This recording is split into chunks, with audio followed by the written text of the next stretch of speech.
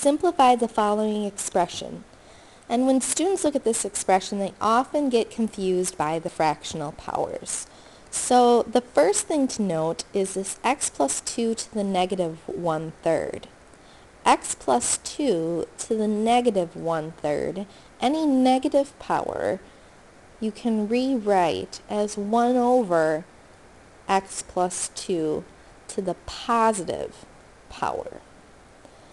So, if we do that here and we break this denominator of x squared into both pieces, I would have x times x plus 2 to the negative 1/3 over x squared minus x plus 2 to the 2/3 over x squared. Now I'm going to take this x plus 2 to the negative 1/3 and bring it into the denominator. That'll leave just an x on top.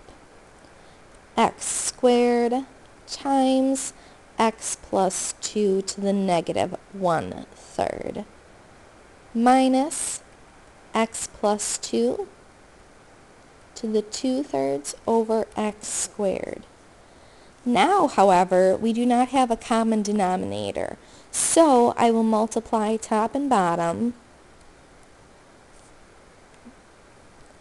by x plus 2 to the positive 1/3.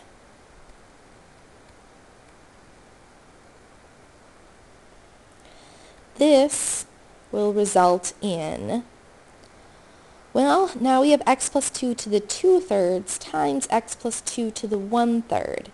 And it's important to note, when you multiply like bases, you add their exponents. Well, adding 2/3 and 1/3 is simply to the first power.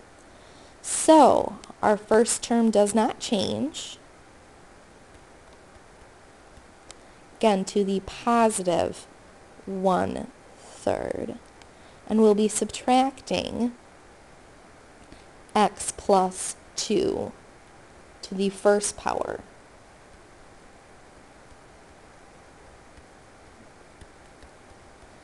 Now with a like base, we can combine our numerators.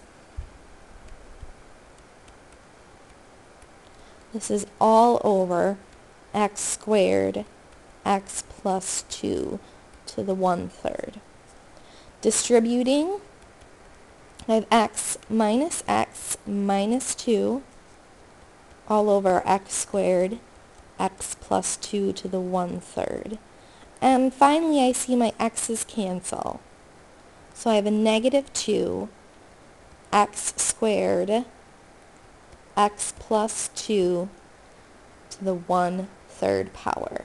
And this is my final answer.